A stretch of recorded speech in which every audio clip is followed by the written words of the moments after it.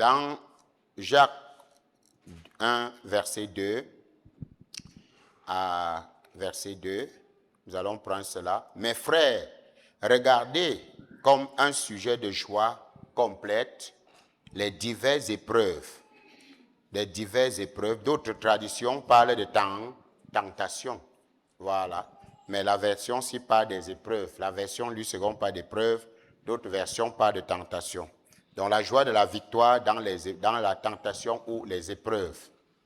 Nous aurions toutes ces épreuves, mais par la grâce de Dieu, nous allons regarder à travers la parole de Dieu.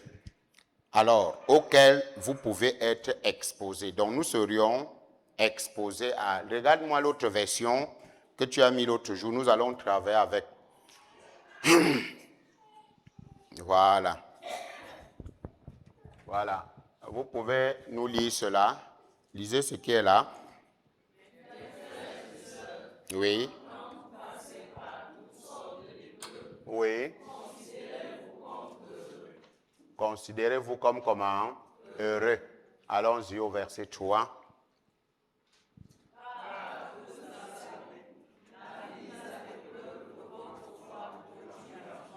Produit l'endurance, oui.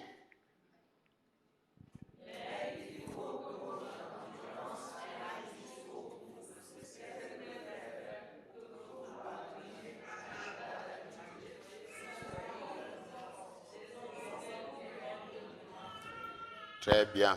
Revenons maintenant au verset. Nous voyons donc, bien aimés, on nous encourage que les frères et sœurs, parce qu'il faut que l'épreuve de notre foi. Pourquoi on parle ici de l'épreuve de la foi? L'épreuve de la foi consiste à la pratique de la parole écrite. Parce que la foi vient de la parole. Donc on parle de l'épreuve de ma foi, de telle en sorte que je sois fort dans la parole au moment de l'épreuve. Que je puisse, en d'autres termes, agir selon la parole au moment d'épreuve. C'est pourquoi on parle de l'épreuve de ma foi. Ça veut dire que si l'épreuve arrive, ma manière d'agir détermine la foi que j'ai en la parole. Ça détermine la connaissance que j'ai en la parole au moment où les épreuves vont venir. Donc dans ce passage, Jacques témoigne d'une vie de victoire, une vie triomphante dans toutes sortes d'épreuves. C'est-à-dire que la réponse est mise au moment où il y aura chaque épreuve. Donc, nous voyons donc, bien aimé, que l'apôtre Pierre également vient nous donner un autre verset que nous allons lire. 1 Pierre 4, versets 1 et 2. Nous allons lire ce verset-là. Alors, parce que si tu n'arrives pas à la maturité, tu ne peux pas entendre quelqu'un avoir une joie au moment des épreuves. Tu as vu quelqu'un avoir la joie au moment des épreuves? À quel moment quelqu'un a la joie au moment d'une épreuve de mathématiques? La joie vient où? Quand il a mis une bonne réponse, ça produit la joie. Donc, mais s'il n'a pas la réponse, ça produit quoi? Il est frustré. Il est dérangé. Pourquoi? Parce qu'il n'a pas la réponse. Maintenant, regarde un enfant qui a, par exemple, étudié et qu'on donne une preuve de mathématiques. Il voit dans les preuves de mathématiques 1 plus 1 égale combien? 2 fois 2 égale combien? Dès qu'il prend les prix, comment à faire comment? Il est là, il danse. Il danse même quoi? Parce qu'il sait qu'il va mettre 2, 4, il va évoluer, non? Mais quelqu'un qui n'a jamais, il n'a pas la réponse face à cette épreuve, alors il va être frustré. Mais alors que celui qui a, il sera en joie. C'est la même chose qu'on revient donc dans la parole. Nous les croyants, quand nous avons la parole dans notre intelligence, ça veut dire que quand l'épreuve vient, nous sommes contents. Pourquoi? Parce qu'on va mettre la réponse. Alors, quand as-tu entendu quelqu'un parler d'une telle joie au moment de la tentation? Qui a entendu? Tu as entendu qui parlait comme ça dans la Bible? Oui, quand as-tu entendu une personne dans la Bible? Quel verset tu as entendu quelqu'un dans la Bible avoir cette joie au moment des épreuves? Est-ce que tu peux nous donner ce verset biblique? Hein? Oui, justement. Est-ce que tu as entendu quelqu'un avoir de la joie dans la Bible au moment des épreuves? Hein? L'apôtre, oui, et les apôtres, n'est-ce pas? L'apôtre Pierre et l'apôtre Jacques. Acte 5, verset 41. Mets-nous ça. dans 8 secondes. Voilà. Donc, il faut comprendre que toutes les épreuves ne viennent pas pour nous frustrer. Les épreuves viennent nous rendre matures. Les épreuves viennent nous faire avancer dans la foi. Donc, n'ayez pas peur des tentations, des épreuves ou des calomnies ou des médisances auxquelles vous allez traverser. Voilà. Voilà. Les apôtres se retiraient devant le Sanhédrin, joyeux d'avoir été jugés dignes de subir des outrages pour le nom de Jésus. Donc nous avons entendu quelqu'un qui, l'apôtre Paul, l'apôtre Pierre, qui était dans la joie au moment des épreuves. Et ça doit nous donner, on dit, armez-vous de la même pensée.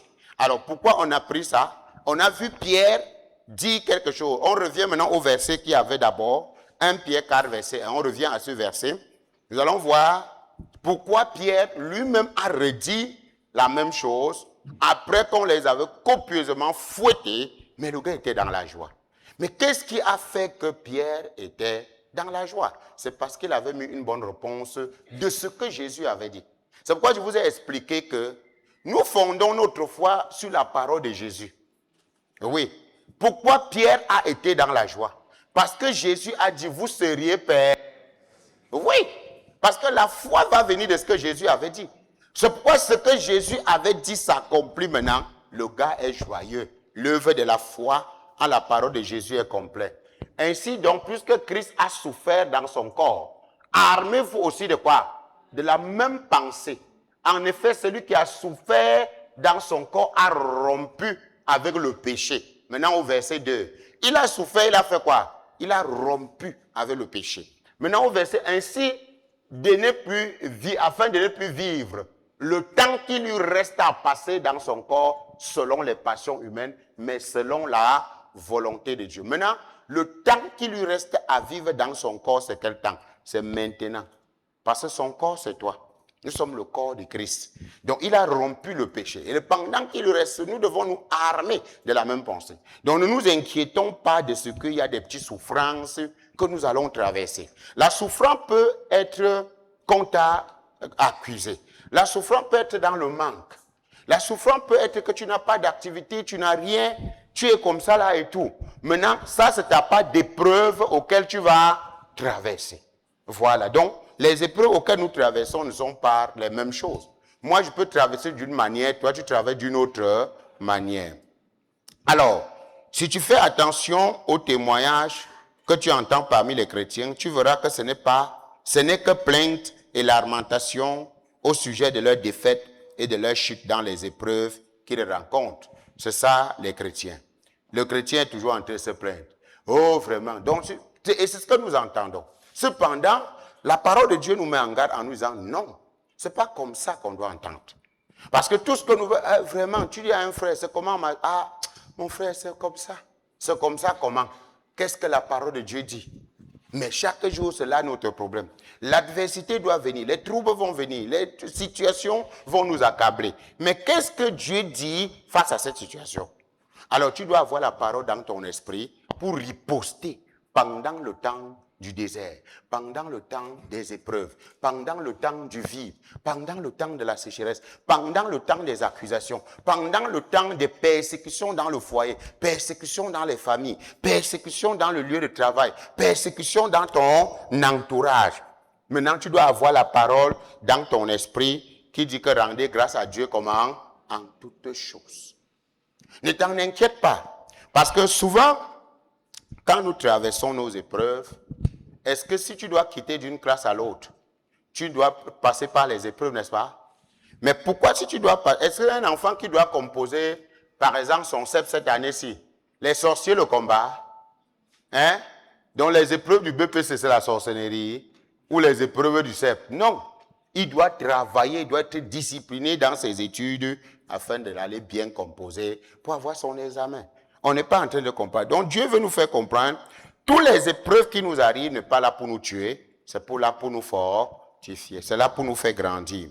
Il est donc de notre responsabilité vraiment de prêter attention. Et qu'est-ce qui va nous faire résister à cela? C'est quand nous demeurons dans quoi? Dans la parole.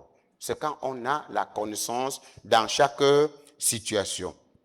Donc, On considère, bien aimé, beaucoup de chrétiens avec des multitentations, presque comme des malédictions, et il en résulte de nombreuses défaites. Puisque à chaque épreuve que nous traversons, nous attribuons un esprit au lieu d'attribuer la parole de Dieu. À chaque problème que nous rencontrons, nous ne posons pas la question à la sagesse divine et à ce que la parole de Dieu nous réserve face à la situation que nous traversons. Quand tu es face à une situation, tu notes bien, quand je suis face à une situation, je dois interroger la parole de Dieu, par rapport à cette situation. Donc, tu mets bien comme ça, que quand tu es face à une situation, tu dois plutôt interroger la parole de Dieu face à la situation. Qu'est-ce que la parole de Dieu dit face à cette situation? Et là, maintenant, si tu es quelqu'un qui médite la parole, tu vas donc trouver la réponse dans ce que la parole de Dieu dit. N'est pas être prompte à parler, prompte à répondre, prompte à affirmer des choses, bien aimé, lors des situations auxquelles tu traverses. Parce que les choses nous accablent, les situations nous accablent, les tempêtes se lèvent, les vents se lèvent, mais qu'est-ce que Dieu a dit? Maintenant, si je connais la parole, je saurais que Dieu a dit quelque chose. Et oui, quand les vents et les tempêtes se lèvent, les situations, parce que nous attribuons tout aux malédictions, aux sorciers et aux liens. Et voilà comment il y a les serviteurs de Satan bien déguisés, qu'ils voudraient donc écrire les esprits derrière chaque situation auquel on traverse. Non. Cependant, nous les croyants, nous les enfants de Dieu, on va interroger la parole de Dieu face à la situation. Si je traverse des moments difficiles, qu'est-ce que Dieu a dit en ce moment-là? Regardons un peu Isaïe 43. On va voir. Je vais interroger la parole de Dieu pour des moments difficiles auxquels je suis en train de traverser. Oui, je dois avoir une joie parce que Dieu me garantit une parole face aux difficultés que je suis en train de traverser. Isaïe 43, 1, ça dit quoi là-bas? Oui. Oui. Oui. Oui. Oui. Oui. Oui. Oui. Mm-hmm. Regardez, le Seigneur promet à son peuple de ne pas faire quoi? De ne pas être effrayé. Parce que dès qu'il y a les épreuves, les gens sont, hey, tu vois quelqu'un, il dit, oh, c'est sûr que c'est une malédiction. Et qu'est-ce qui se passe? Un faux pasteur, un faux apôtre, un faux prophète peut venir rattacher ta situation à la bêtise que tu avais commise. Non, puisque tu avais commis les bêtises dans ton passé, tu as commis les bêtises des situations dans ton parcours, il vient, il dit, si ces choses t'arrivent là, ça voudrait dire que ce que tu avais commis là, qui est en train de se lever contre toi. Mais c'est faux. Ce n'est pas ce que la parole de Dieu est en train de me dire. La parole de Dieu a dit que quand je serai croyant, ça ne voudrait tout simplement pas dire que parce que je suis déjà croyant, il n'y a pas les choses qui vont m'arriver. Ce n'est pas ce qu'il a dit. Il a déclaré au verset 2, il dit quoi? Je t'ai appelé par ton nom et tu es à moi. Et si je suis à lui, évoluons, quand tu passeras par quoi? Il n'a pas dit que tu ne passeras pas. Parce que souvent, c'est un problème avec nous. Parce que quand on parle des épreuves, là, il y a problème. Il n'a pas dit que tu ne vas pas passer. Mais il y a quelque chose qui me plaît souvent quand Dieu parle. Il dit, quand tu passeras par les eaux, je serai comment? Ça veut dire que tu n'es pas seul. Il est là. Et bizarrement, c'est la même chose que nous devons comprendre aujourd'hui. Le Saint-Esprit est où? Et avec... Maintenant, c'est cette attitude-là qu'il faut avoir comme compréhension. C'est-à-dire que quelle qu'en soit la situation auquel je traverse maintenant, n'est pas rattachée à ma bêtise que j'ai commise la dernière fois, ou que j'ai commis l'année dernière, ou que j'ai commis il y a cela quelques années. Non. Ce que je traverse maintenant est une épreuve auquel je dois placer la bonne réponse. Puisque je ne me regarde pas à la dimension de l'homme livré à lui-même, je me regarde toujours à la dimension de Christ. Parce que Dieu m'a envoyé là-bas. Alors il ne faudrait plus que mes yeux continuent à me voir comme un homme livré à lui-même, mais à me voir comme quelqu'un qui appartient à Dieu. Croyez-vous que si mon Père Dieu a les mains, il ne s'en sert pas pour me travailler? Il s'en sert. Donc c'est ton attitude maintenant qui va faire un problème. Il dit, je serai avec toi. Quand tu traverseras les fleuves, ils ne te submergeront pas. Quand tu marcheras dans le feu, il ne te fera pas de mal et les flammes ne seront pas, et par les flammes, tu ne seras pas brûlé. Alors, Dieu a dit que je vais traverser les eaux et les fleuves. N'oubliez jamais ça. Dieu a dit que tu vas traverser. Mais Dieu a aussi garanti qu'il sera avec toi. Mais l'eau là même ne va pas te submerger. Parce que sur l'eau, il y aura quelqu'un avec toi. Il dit que quand tu traverses le feu ne te brûlera pas. Voici pourquoi, sur cette prophétie, nous avons vu Shadrach, Meshach et Abednego au milieu du feu. Même quand le roi les a jetés, il dit qu'on ne peut pas obéir à tes statuts là et tout ça. Toutes les épreuves que ces gars ont traversées, ils ont fait confiance à Dieu. Même leurs caleçons n'ont même pas été brûlés, rien, alors qu'on les a jetés au milieu du feu. Maintenant, regardez, Jésus vient accomplir cette parole avec les apôtres. Quand la tempête et le vent est en train de s'abattre sur les apôtres au désert, au milieu de la nuit, à la 4e veille, donc à 3 heures, Jésus apparaît. Et quand Jésus apparaît dans la tempête, Pierre, les apôtres criaient. Pierre dit, mais Seigneur, si c'est toi, ordonne que je vienne vers toi. Il dit, viens. Pendant qu'il regardait à la bonne réponse, il était tranquille. Mais quand il a écarté ses yeux de la réponse, il est tombé. Mais je vous ai expliqué ce qui me plaît là-bas. Jésus n'a pas d'abord arrêté la tempête qui secouait. C'est après qu'il a calmé la tempête. Mais pendant que Pierre, il dit à Pierre, sors, la tempête ne peut rien contre toi, viens. Et quand Pierre est sorti dans la tempête là, Pierre faisait quoi? Il venait vers Jésus dans la même tempête. La tempête ne le submergeait pas. Mais quand il a enlevé ses yeux, on voit que chaque épreuve que tu traverses interroge la parole de Dieu. Qu'est-ce que la parole de Dieu dit? N'interroge pas tes situations, on n'écoute pas ce que le faux prophète va te dire. Que non, c'est sûr qu'il y a une réclamation de malédiction. Non, il n'y a aucune réclamation de malédiction. Parce que quand Dieu nous a mis en Christ, lui-même il sait qu'il nous a mis là-bas. Amen. Hein? Donc vous voyez bien aimé qu'ici, il serait avec toi. Donc le mieux c'est de croire que Dieu est avec toi. Parce que si tu orientes mal tes pensées, tu seras dans la défaite.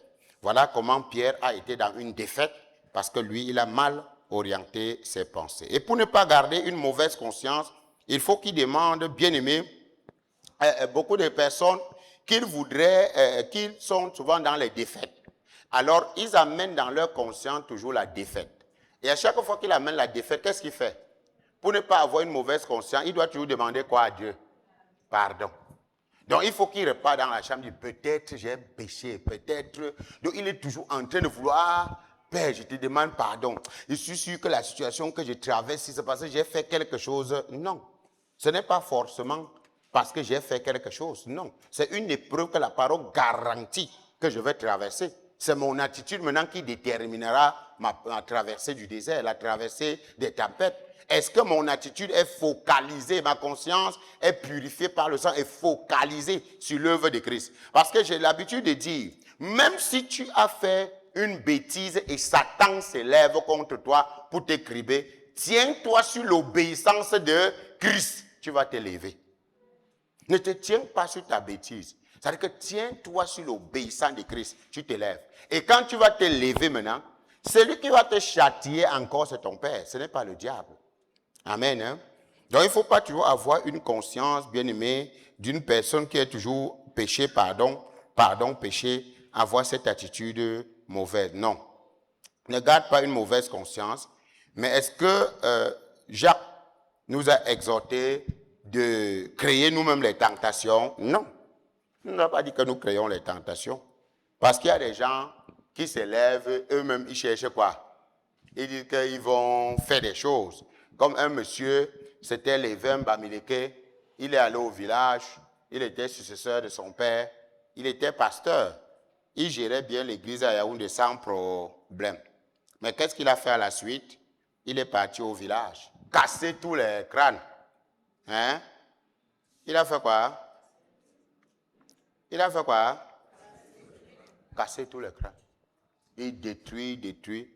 Bon, maintenant, quand lui, il pas détruit tous les crânes là, il est par exemple en train de dire que quoi? Hein? Et quand il a fait tout ça, après il est rentré dans sa voiture, il est mort. Sans bouger du village. Pourquoi il est mort? Pourquoi il est mort? Il a tenté le Seigneur. En faisant quoi?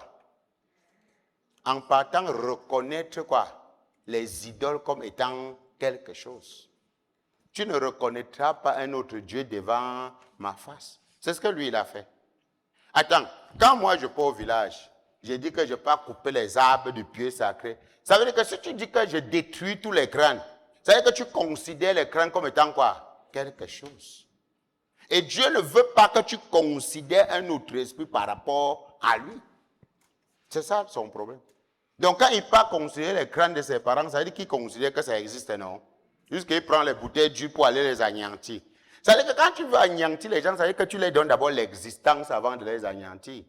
Alors que moi, par contre, je donne l'existence au crâne comment? Il n'existe plus, le mort est mort. Quand je viens, je veux faire ma chose, même si j'écrase tout, je fais ce que j'ai à faire. C'est pourquoi quand on veut construire au village, je veux dire que détruisez, on a enlevé les arbres, tout. Oh, c'est les pieux sacrés, je sais que c'est l'arbre.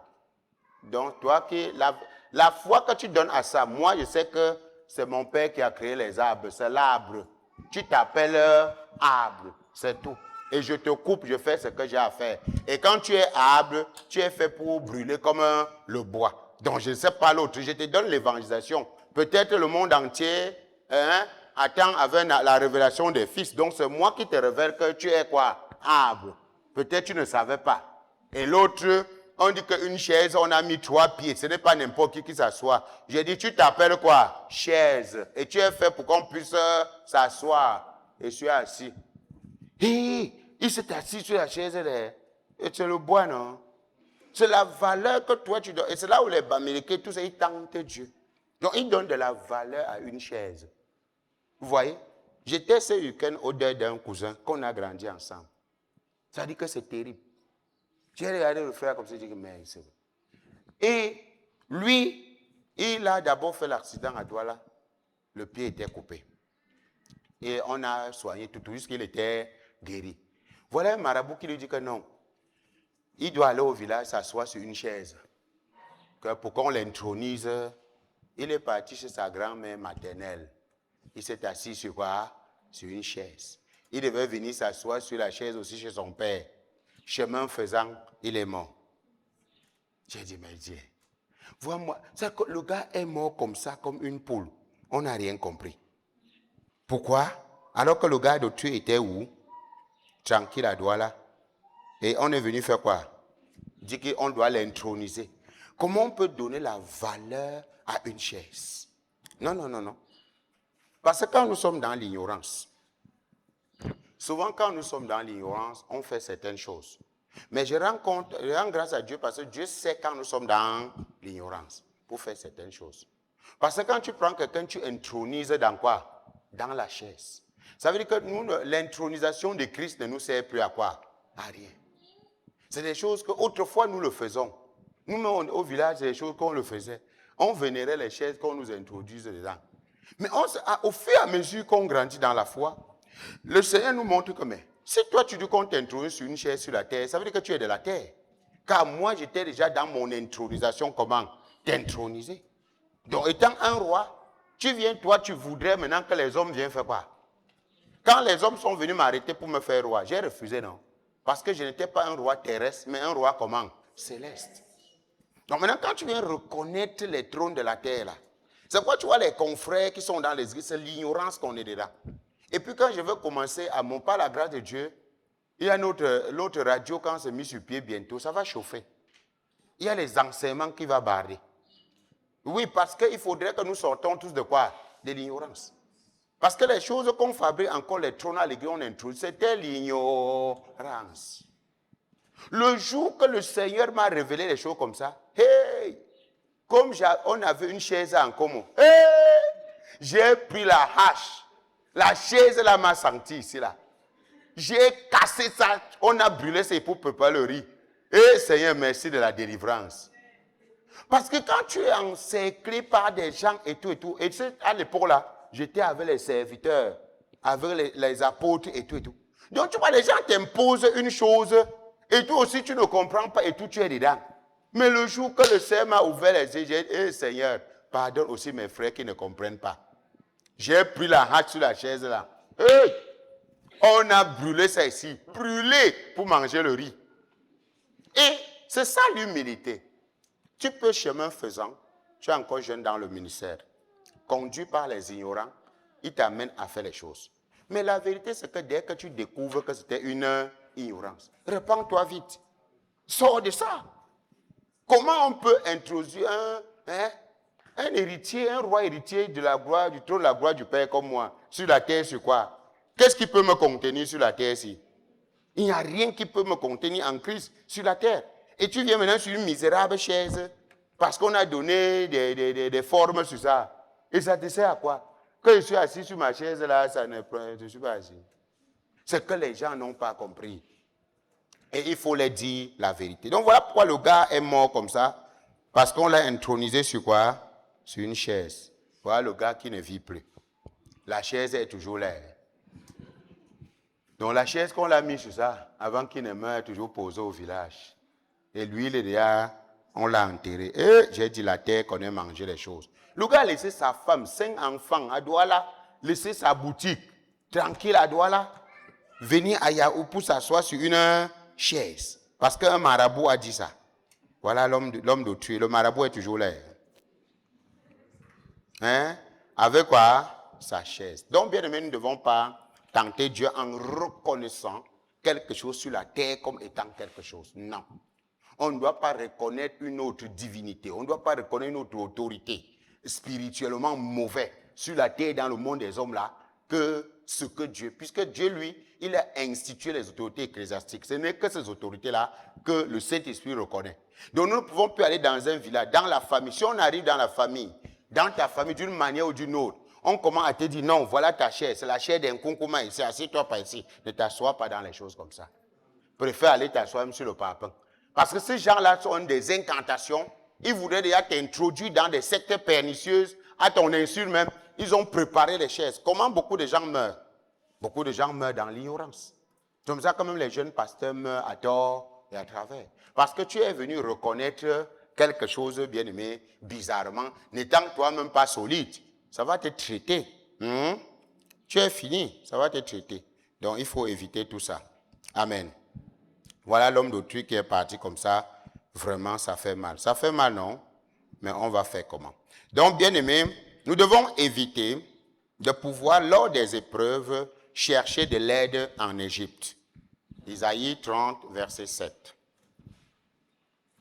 Nous devons éviter, lors des épreuves que nous subissons, chercher de l'aide en Égypte.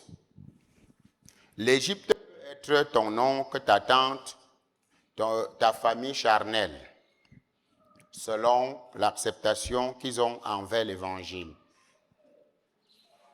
Nous devons éviter, pendant les épreuves, de chercher de l'aide en Égypte. Et l'Égypte peut être, selon la convenance ou l'acceptation de l'œuvre, tes tantes, tes oncles, tes frères et tout le reste. Donc tu peux être en train de traverser des moments difficiles et effectivement le Seigneur voudrait que tu manifestes ta foi, mais tu cours vers les tantes, les oncles, les ceci pour chercher de l'aide. Donc ça peut être l'Égypte pour toi. Alors, il dit que quoi? Voilà. Car le secours de l'Égypte n'est que vanité et néant. C'est pourquoi j'appelle cela du bruit qui n'aboutit en rien. Donc, ne crois pas que l'épreuve de Dieu, ta tante, ton oncle, ta famille peut venir changer. Ils ne vont rien changer. Ça veut dire que même si tu pars n'importe où, ça ne va rien changer. Pourquoi? Parce que c'est une épreuve auquel il faut que tu mettes la réponse. Donc, Dieu ne peut pas te donner une épreuve que tu mets une bonne réponse et toi, on t'attaque, tu cours, tu pars toi en Égypte pour dire, crois même que quoi? Je veux aller voir. Amen. Donc, c'est ce que nous devons éviter de le faire pendant les épreuves. Alors, et si les tentations se multiplient, les victoires n'en sont que plus nombreuses et cela produit une joie sans fin. Nous avons dit la dernière fois que la parole de Dieu doit s'accomplir à tous les niveaux dans la vie d'un véritable croyant. Nous n'allons pas les réclamer, ces épreuves, avant que ça n'arrive, parce que les épreuves ont été fixées par l'instituteur du royaume. Il connaît les temps et les moments et les saisons auxquelles nous allons passer les épreuves pour avancer dans notre croissance. Donc, nous n'avons pas besoin de dire à notre maître, « Ouais, donne-moi déjà les épreuves du CEP. » Car le temps où les épreuves du CEP doivent arriver sont déjà programmées. Donc, tu n'as pas besoin de réclamer une épreuve parce que tu réclames ou pas, ça va arriver. Donc, la seule chose que nous avons à faire, c'est de nous préparer pendant que les épreuves ne sont pas là pour pouvoir bien traverser les épreuves quand les épreuves seront là. Amen. Et plus les épreuves viennent, en tant qu'un bon croyant, quand les épreuves viennent, ça va produire une victoire sans fin.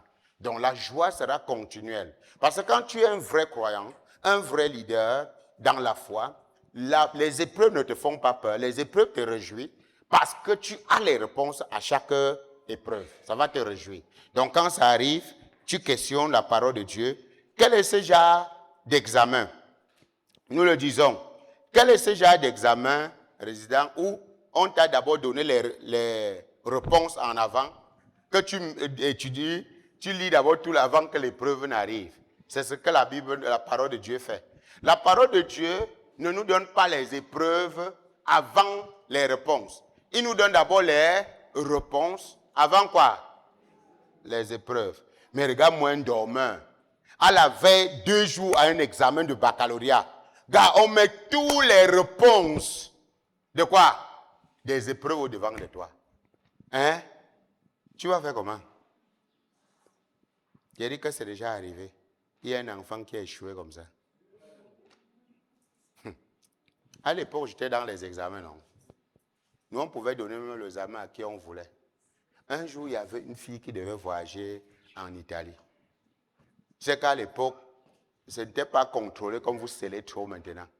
Oui, c'était un peu... puisque tout se passait à notre niveau, au service de quoi là. Donc nous-mêmes, on pouvait avoir accès aux épreuves puisque les gombos passaient. Il y a une fille, elle devait faire le bar D et on attendait ses diplômes parce qu'elle devait aller elle devait voyager pour le Canada. On a pris l'épreuve de la science. On a donné l'épreuve de la physique-chimie corrigée. On lui a donné l'épreuve du français. Donc, tous les épreuves à coefficients, les mathématiques, les physiques, chimie, donc les gros coefficients de la D. On a pris ça, on a corrigé, on lui a donné. Mais ce qui est bizarre, j'ai recherché après à voir la copie de la fille. Ce qui est terrible, c'est que la fille a eu en physique chimie 3. Alors que j'avais corrigé toutes les preuves moi-même. Tout. J'ai regardé la fille là comme ça, on t'a vendu au village. Yes. Et tu vois, c'est justement ça. Parce que, et j'ai compris son problème plus tard. Quand quelqu'un n'a pas fréquenté au préalable, en fait, étudié. Parce que c'est quand tu as étudié que tu peux avoir les réflexes des réponses. Mais quand tu n'as rien étudié, même si on te verse la réponse devant toi, tu ne sauras pas là où il faut mettre. Voilà les choses qui lui sont arrivées. C'est que le jour-là, moi, ce n'était pas mon problème. J'avais eu mes 500 000 donc. Si, parce que quand le type après a voulu encore bavarder, j'ai dit, mon frère, j'ai retiré les épreuves. Puisque nous, on avait corrigé, et puis les mêmes épreuves. Puisque c'est même mon corrigé que je suis allé pour corriger les épreuves, puisque j'étais toujours maths, physique, chimie lors des corrections, barre et probatoire. C'est même avec ça que moi, je suis allé corriger mes épreuves. Et puis même le colonel, et le gars a regardé comme ça. Non, la fille s'est vendue. Je dis que non, gars, elle est seulement vendue. Donc, on n'a rien à faire. Donc, et j'ai compris que la fille a passé toute l'année à jouer sa vie. Parce que c'est une fille, elle n'étudiait pas. Et on dit bien, même si tu n'étudies pas, je dis bien, même si on met la parole devant toi, tu ne sauras pas pratiquer ça. Voilà pourquoi on nous appelle à la méditation. Donc si tu ne médites pas, frère, même si on met, ça ne va rien te servir. Amen. Hein? Donc la Bible nous dit que c'est la réponse à toutes les épreuves auxquelles nous allons traverser. Mais les gens aiment souvent le secours de l'Égypte. Pour faire quoi? Tu aimes toujours chercher des raccourcis, des raccourcis, des raccourcis. Laisse les raccourcis. Regarde ce que dit la parole. Parce que quand tu marches à la lumière de la parole, oh là là, c'est merveilleux, n'est-ce pas? Regardons un peu, Somme 33, verset 6. On va voir quelque chose. Somme 33, verset 6. Donc, avant que les épreuves, ma soeur, n'arrivent, les réponses sont là. Donc, ne t'en inquiète pas. Voilà. Les cieux des cieux, hein, les cieux des cieux ont été faits par la parole de l'Éternel. et toutes leurs armées par le souffle de sa bouche. Vous voyez ça, n'est-ce pas? On dit quoi? Pourquoi ça? Que les cieux des cieux ont été faits par la parole de l'Éternel. Donc vous voyez que quelle qu'en soit la situation que tu peux avoir sur la terre, quoi? La parole. Donc tu ne peux pas laisser ça. Donc quand quelqu'un vient vers toi, c'est quoi quand quelqu'un vient vers toi? Oh vraiment, les églises de Jésus, calme-toi. Puisque s'il veut déjà te dérouter, ah les églises ont fait ceci, va lire. Qu'est-ce que la parole dit? Le Seigneur ajoutait chaque jour, allez. C'est ça non? Quand tu as ta réponse, ne le laisse pas te convaincre avec son mensonge.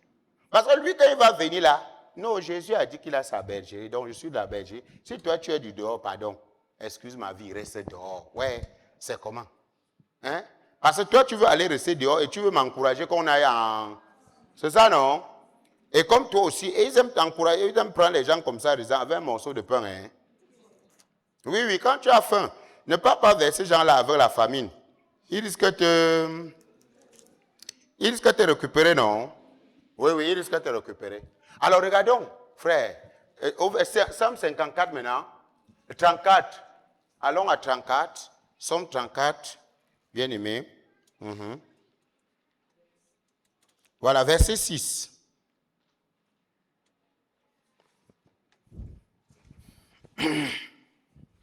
Donc, il faut éviter d'aller avec ton ventre.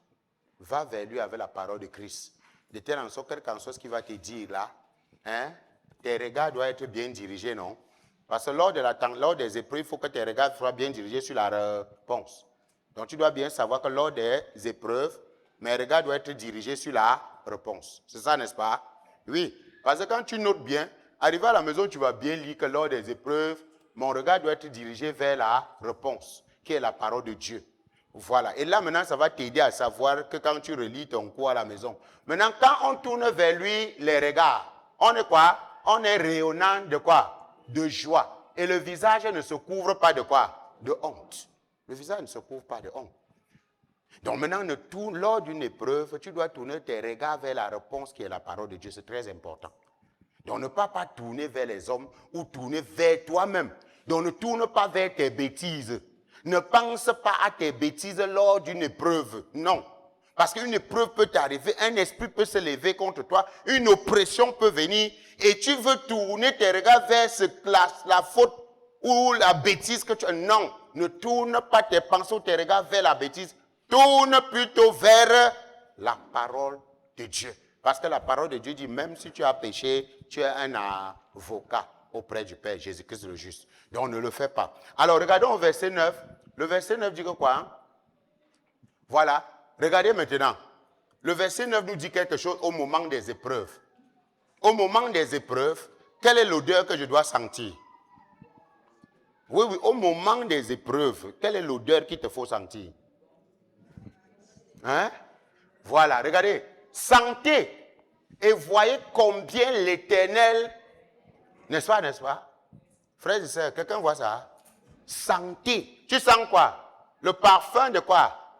Nous sommes la bonne odeur de Dieu en Christ. C'est-à-dire qu'au moment des épreuves, maintenant, ton sentir, ce qui doit te sentir le nez, ce qui doit te sentir ta présence, c'est-à-dire que ce qui doit captiver ta présence au moment d'une épreuve, c'est ce terrain, c'est ce parfum de bonne odeur que tu ressens. Ce n'est pas ce parfum de mauvaise odeur que on t'a raconté que tu dois ressentir. C'est qu'au moment des épreuves, sentez et voyez combien l'Éternel est bon. Heureux l'homme qui cherche en lui son refuge. C'est-à-dire que tu ne peux pas, si tu es un mauvais enfant, c'est que quand ton père va te fouetter là, tu vas fuir pour dehors. Mais un bon enfant, c'est quoi? Dedans. J'ai vu même l'autre bébé derrière. Sa mère est en train de doser. Il court encore. Ah, il atteint la jupe. Donc il court plutôt sur celle qui est en train de doser. Il dit, mais le garçon, c'est même sérieux. Donc il vient plutôt attraper la jupe de sa mère. Il crie, il crie. La mère dose. C'est comme s'il attrapait encore plus. Voilà un vrai enfant. Parce qu'un enfant sorcier va faire comment? Il va fuir. Hein? Il va fuir plutôt pour sortir. Donc maintenant, le Seigneur nous dit donc, pendant l'épreuve, ce que tu ressens et ce que tu vois est capital. Pendant l'épreuve. Est-ce que tu sens l'amour de Dieu pour toi? Est-ce que tu sens que ton Père t'aime? pendant l'épreuve.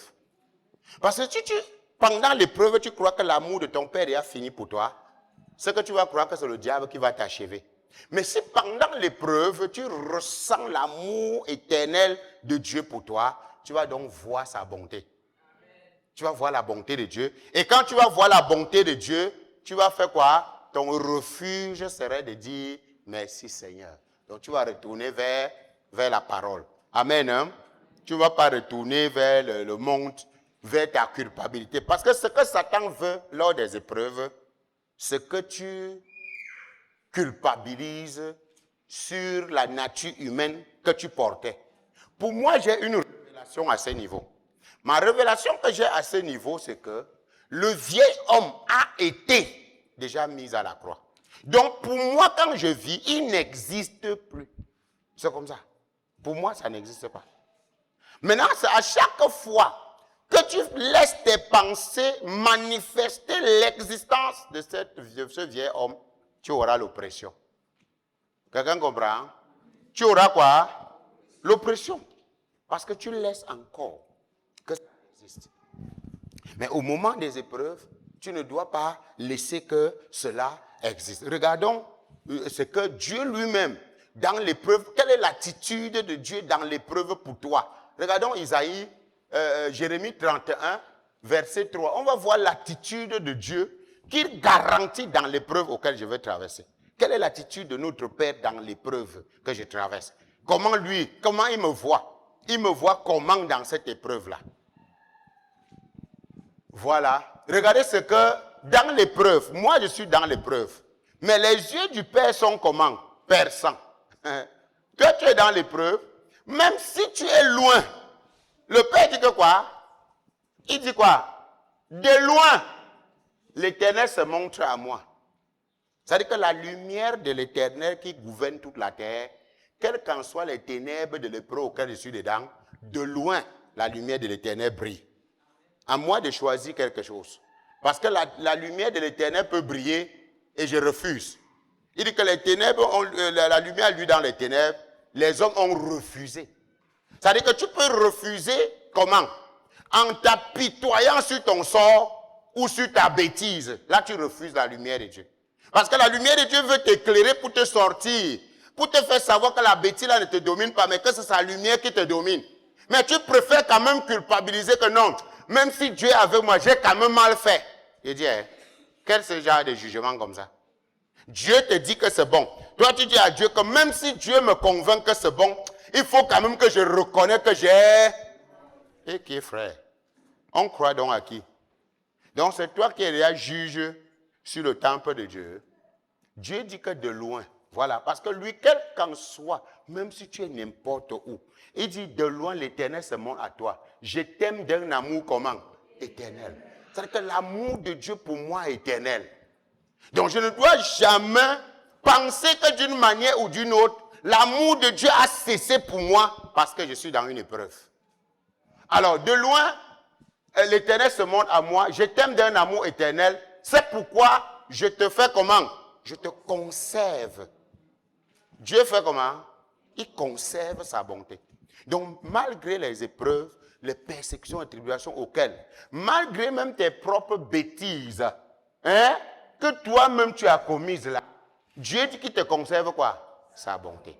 Parce que son amour pour toi est éternel. Et ça dérange le Seigneur comme un père.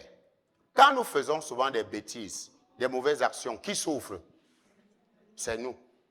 Maintenant, quand on souffre, Dieu dit quand même, il nous rassure que les enfants, de loin même, Dieu se montre à toi. Et il dit, je t'aime d'un amour éternel. Donc ne crois pas que mon amour, à un certain moment, va s'arrêter. Dieu nous aime donc d'un amour éternel. Et il nous conserve quoi? Il nous conserve sa bonté. Amen. Hein?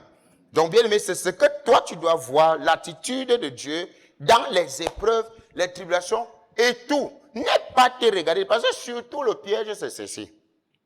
Aligne-moi 1 Jean 2, 1. Le piège c'est ceci. 1 Jean 2, 1 sur cette autre, l'attitude de Dieu au moment des épreuves que nous traversons. Vous alignez bien, non? Avec les versets, vous allez à l'université, non? Et les titres, la façon qu'on donne, vous écrivez bien, non? Voilà, c'est bien. Chaque chose qu'on donne, l'attitude ici, c'est machin et tout, c'est bien pour vous. Parce que ça va vous permettre de bien. Alors, mes petits enfants, je vous ai écrit ces choses afin que vous ne péchiez point. N'est-ce pas, non? Ça, c'est afin que quoi? Donc, il nous a dit la parole, c'était pourquoi on ne pêche pas. En d'autres termes, pas un péché originel, mais un péché comportemental. C'est-à-dire qu'un péché de mauvais comportements, mauvais caractère que nous pouvons avoir. Un péché d'ignorance des mauvaises actions que nous pouvons poser. En d'autres termes, je vous ai écrit ceci afin que vous ne commettiez pas des bêtises. Mais si quelqu'un a péché, vous avez quoi? Un avocat auprès de quoi? Du Père, Jésus-Christ le juste. Donc pourquoi il met le texte ici? Même si il dit qu'il y a l'avocat.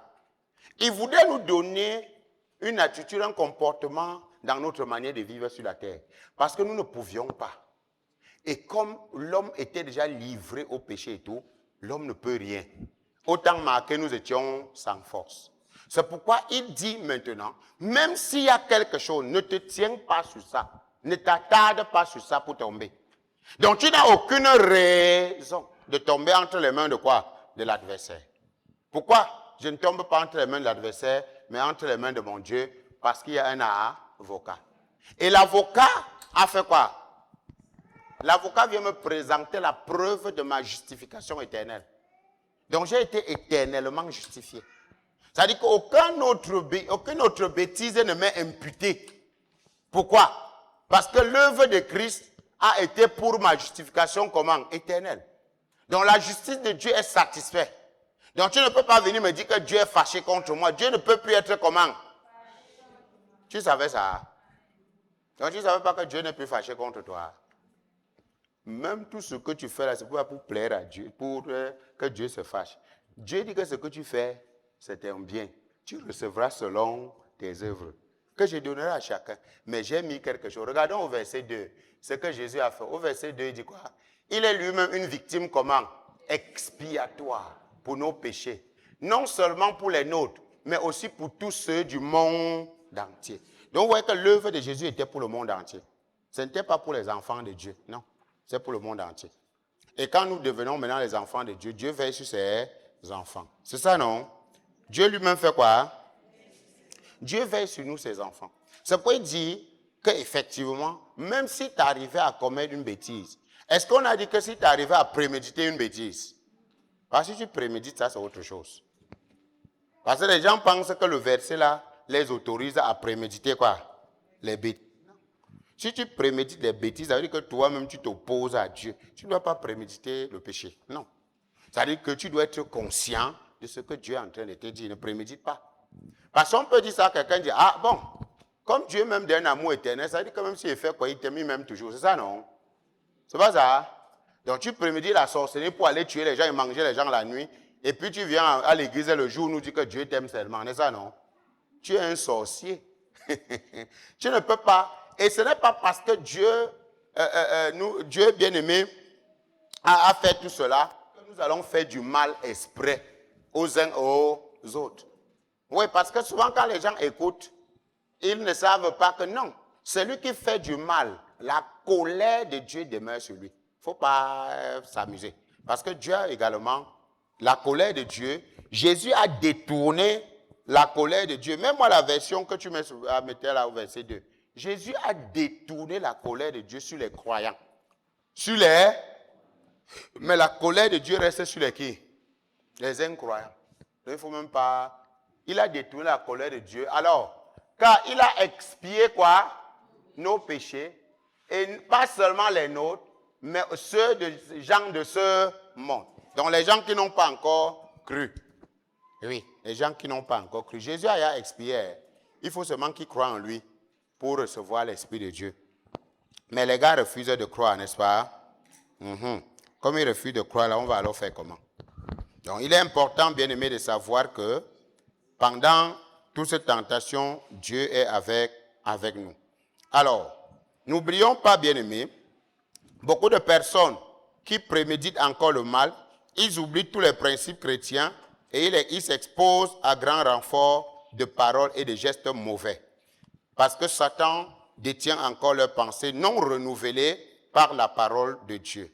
comme si Satan lui-même était déchaîné. Ces personnes sont rusées, méchantes et sont prêts à détruire leurs frères parce qu'ils ne sont pas encore enseignés ou transformés. Et pendant qu'ils subissent une épreuve, alors ils trouvent occasion de chute et tombent. Et quand ils tombent, ils peuvent en tomber avec plusieurs. Donc les personnes qui n'arrivent pas à résister aux épreuves sont des personnes que leurs racines ne sont pas véritablement ancrées dans la foi de la parole. Et ça fait que dès que le vent arrive, déracine et ils peuvent emporter les faibles sur leur chemin. Nous avons déjà vu ça en forêt, n'est-ce pas? Quand un arbre tombe, ça fait quoi les petits arbres? Ça les écrase tous. Donc il y a des personnes là qui ne sont pas encore affermis au moment des épreuves. Et ça fait que ce genre de personnes emportent les jeunes frères et sœurs qui sont vraiment à l'église et voulaient grandir. Vous savez, le lait qu'un bébé doit recevoir doit être bien contrôlé. Pourquoi? Parce que si c'est un peu toxique comme ça rend l'enfant directement malade. Voilà pourquoi quand les jeunes brebis arrivent à l'église, ils doivent trouver les brebis matures qui peuvent les aider à confirmer la parole qu'on est en train de les enseigner. Mais imaginez qu'un pasteur, ici une servante, se met à dire à une jeune brebis, quand tu arrives là-bas, fais attention, parce qu'il n'y a que les sorciers là-bas. Mais quelle est l'attitude dont la jeune brebis quand elle va arriver? Elle va faire comment? Elle va commencer à se méfier, non? Et fuir les qui? Tous les sorciers. Tu vois par exemple une servante dit, hey, tu as vu tous les pasteurs là, ce sont des sorciers. Bon, maintenant, quand un pasteur va vouloir causer, il dit, hey, pardon, on a dit que ce sont les sorciers. Hein? Voilà comment une seule parole que vous déclarez négligemment, vous ne savez pas ce que ça peut faire. Parce que toi, tu dis seulement légèrement comme ça. Il y a ce qu'on appelle l'analyse grammaticale et orthographique de beaucoup de petits chrétiens. C'est-à-dire que dès qu'elle commence à analyser, hey, elle n'étend pas seulement la sorcellerie sur les pasteurs, elle étend donc sur tout le monde. C'est-à-dire que quand elle venait à l'église, quand on la faisait asseoir devant, maintenant elle vient s'asseoir loin où? En disant que si ça commence, elle fait comment? Si les têtes des gens se transforment devant moi, elle fuit par derrière. À cause de la parole que les gens mal affermis ont balancée. Amen. Disons que quelques chrétiens se mettent en colère. Et leur colère les entraîne à la chute. C'est une chute. Le vieil homme se met terriblement en colère parce que quelqu'un l'a vexé. Il oublie tous les principes chrétiens et il expose. Alors, quand le chrétien se met en colère et il oublie directement les principes chrétiens et il fait quoi? Il explose. Et quand il explose à grands mots, il commence à dire des choses très méchantes qui risquent de le clouer et salir la foi. Donc évitons cette colère. Quand tu te mets en colère, ne pêche pas. Oui, il n'est pas interdit qu'une chose t'énerve. Nous sommes tous d'accord. Mais on dit, même si vous vous mettez en colère, ne faites pas quoi? Ne péchez point. Ne sort de votre bouche comment? Aucune parole mauvaise. Parce que vraiment, beaucoup de personnes, quand ils se mettent en colère, ce n'est pas facile. Tu entends ce qui sort de leur bouche comme ça, c'est très grave. Alors les Écritures donnent, depuis des siècles, d'excellents conseils au sujet du vieil homme. Mais on a l'impression qu'on ne les entend même pas. Voilà, sachant que notre vieil homme a été crucifié avec lui, afin que le corps du péché fût détruit, pour que nous ne soyons plus esclaves du péché. Car celui qui est mort est libre du péché. Les prédications, les écrits des livres et des cantiques ont tordu le sens de ce passage. Ils lui font dire à peu près ceci. Je veux rester au pied de la croix, tout près de Jésus. Vous voyez ça? Ça, c'est les cantiques. Au pied de la croix, maintenant, tout confus, je me rends. N'est-ce pas, non? Voilà. Maintenant, voici ce que les cantiques et les religieux ont traduit sur le passage le vieil homme. Car la Bible nous dit ici, sachant que notre vieil homme a été crucifié. Donc, la parole de Dieu donne tellement de conseils pour que nous traversons des épreuves et que nous gardons notre joie. Mais la religion et les cantiques écrits par certains évangéliques intellectuels, parce que nous disons que ce sont des évangélistes comment? Intellectuels. Et ils mettent cette chanson en disant, Au pied de ta croix, maintenant, tout confus, je me rends. C'est ça, non? Voilà. Est-ce que la Bible a dit que nous sommes au pied de la croix? Nos épreuves n'est pas au pied. Quelqu'un qui est au pied de la croix, ça veut dire qu'il a fui la croix. On dit sachant que notre vieux homme a été crucifié. Il n'a pas été au pied. C'est où? Sur la croix. Donc, quand tu dis au pied de la croix, ça veut dire qu'il y a problème. Blanc, plus blanc que neige. C'est ça, non? Bon, maintenant, tu es au pied de la croix et tu es blanc, plus blanc que neige. Comment? Parce que celui qui est au pied de la croix, le péché n'est pas encore expié. Parce que c'est sur la croix. Il a porté nos péchés sur son corps, sur le bois. Ce n'était pas quand il portait et j'étais où? Au pied de la croix. Nous avons vu tous ceux qui étaient au pied de la croix en pleurant. Non. Donc c'est sur la croix qu'il a porté et nous avons été sur cette croix. Amen. Donc, il veut rester donc au pied de la croix, tout près de Jésus, tout en gardant leur propre nature très méchante. Et voilà pourquoi ils sont tous souvent haineux, amertumés, animosité, calomniateurs, médisants, apprenant toujours et ne parviennent jamais à la connaissance de la vérité. Alors, ces personnes n'expérimentent pas vraiment la victoire dans la parole de Dieu. Voilà pourquoi leur vie spirituelle, qui sont même servantes, c'est pourquoi ils viennent avec cette ruse dans leur cœur au pied de la croix. Ils peuvent rester à l'église même 5 ans. Au final, ils vont toujours quitter l'église pour se retrouver au quartier. Pourquoi? Parce qu'ils étaient au pied de la croix. Alors, s'ils avaient été crucifiés sur la croix avec Jésus, ils devaient rester dans la bergerie avec Jésus pour berger. Alors, où trouve-t-on dans l'Écriture que le vieil homme doit rester au pied de la croix? Je ne l'ai jamais lu. Toi, tu as lu? Tu as lu qu'il est au pied de la croix? C'est pourquoi maintenant, quand vous chantez les cantiques, parce qu'il y a trop d'erreurs dans quoi? Trop d'erreurs comme ça. Donc, si vous n'êtes pas inspiré pour la chanter, vous allez dire aussi des choses qui résonnent dans votre intelligence tranquille, et puis vous allez croire que... Et quand vous allez chanter avec beaucoup d'émotion, hein, oui, l'émotion n'est pas le Saint-Esprit. Vous pouvez chanter avec trop d'émotion, mais l'émotion n'a rien à voir avec le Saint-Esprit. Amen. L'épreuve de notre foi produit la patience, mais il faut que la patience accomplisse parfaitement son œuvre, afin que vous soyez parfaits et accomplis sans faillir en rien. Dans toutes sortes de tentations et d'épreuves, la victoire a pour résultat que nous devenons parfaits et accomplis. C'est pour ça que la victoire... Alors, mais si nous tombons dans les épreuves, dans les tentations, nous sommes loin d'être parfaits et accomplis. Donc, pour que tu te réjouis de ce que tu as accompli dans un compartiment de ta vie, il faudrait bien que tu mettes la réponse. Quelqu'un comprend? Donc, si par exemple, on m'a insulté copieusement, comment je saurais que je suis déjà accompli dans cet autre côté-là? Hein? J'ai dit, si quelqu'un t'insulte copieusement, comment est-ce que tu sauras que tu es déjà accompli et parfait à ce niveau-là? Hein? Voilà. Lorsque tu ne répondras pas à l'insensé selon sa folie. Voilà. C'est justement ça qu'il faut interroger la parole. Bon, maintenant, si je ne réponds pas à l'insensé selon sa folie, je ne suis pas tombé à ce niveau-là. Ça veut dire que ni injure pour injure, ni le mal pour le bénissez au contraire. Maintenant, quand cette attitude-là se manifeste, tu peux te réjouir que, hey, Seigneur, merci. Parce que maintenant, là, je n'insulte plus les gens comme avant. Parce qu'avant, nous connaissons le vieil homme, non? Quand quelqu'un essayait seulement de même oublier qu'il allait t'insulter, tu l'insultes pour lui rappeler qu'il voulait t'insulter, c'est ça, non? Donc, il avait même commencé, il ne t'avait pas encore insulté. Mais comme il avait l'intention, tu viens d'abord bien l'insulter pour rappeler qu'il voulait t'insulter. C'est un peu comme ça. Voilà. Donc, nous sommes loin vraiment d'être, et il n'est pas non plus question que nous ayons la joie de la victoire. Donc, à chaque fois que tu ne triomphes pas par les paroles, tu n'obtiens pas la joie de la victoire.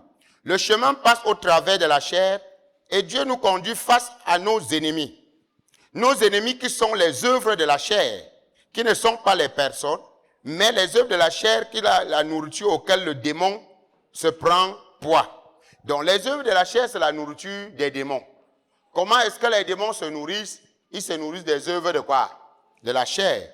Nous sommes exposés à toutes sortes de preuves pour que nous ayons la possibilité de remporter toutes sortes de victoires et d'avoir toutes sortes de joie. Donc si Dieu permet que nous soyons exposés à toutes sortes de tentations et d'épreuves, c'est pour que nous remportons aussi davantage des victoires. Alors, et que notre joie soit plus grande. Donc personne de nous ne doit fuir les épreuves. Il n'y a pas de joie plus grande que la joie de la victoire. Elle est pure et exempte de toute souillure. Elle glorifie Dieu et elle inspire aux hommes le respect. Alors, nous pouvons voir dans Luc 23, verset 32 à 33, il est dit, « Père, pardonne-les, car ils ne savent pas ce qu'ils font. » Également, dans Acte 7, à partir du verset 53, ce que vos pères ont été, vous l'êtes aussi jusqu'à. Nous avons vu également la joie de la victoire avec le diacre Étienne. Étienne, avec les cailloux qui descendent sur lui, il a levé les yeux, il a vu la gloire du Seigneur Jésus. Comment quelqu'un dans les épreuves peut voir une gloire? C'est possible ça? Oui, c'est possible. Par l'Esprit de Dieu, c'est possible. Amen. Donc, nous l'avons vu, donc Jésus dit, pardonne-les, car ils ne savent pas ce qu'ils font. Au gars de répondre, nous savons ce que nous faisons, nous te crucifions. Voilà pourquoi, bien-aimé, il est souvent important, quand tu pardonnes même quelqu'un, tu allais d'abord dire quoi? Vois-moi un petit machin, il continue davantage. Donc, plus tu le bénis même. Tu croyais que j'étais d'abord béni, je suis béni. Vois-moi un sorcier, il continue à te balancer. Alors, la pression du lait, la pression du nez et tout ça, ça apporte la colère et tout. Hein, il faut faire attention. Donc, il faut éviter ce genre de personnes. Parce que s'il continue à t'insulter là, il peut être en train de mettre les semences en toi. Donc, voilà pourquoi il faut quitter ce genre de personnes et ne plus traiter avec lui. Donc, quand il te salue en route, tu marches vite. Tu fuis seulement. Alors, quand on entend une prédication embrouillée et confuse qui inculque aux gens des slogans comme le péché, la grâce ou péché en comptant sur la grâce, on est bien incapable de trouver où est le vrai christianisme. L'Écriture parle tout à fait différemment. Ce qu'elle dit, chacun peut le comprendre. Par exemple, j'ai été crucifié avec Christ. Et si je vis, ce n'est plus moi qui vis, c'est Christ qui vit en moi.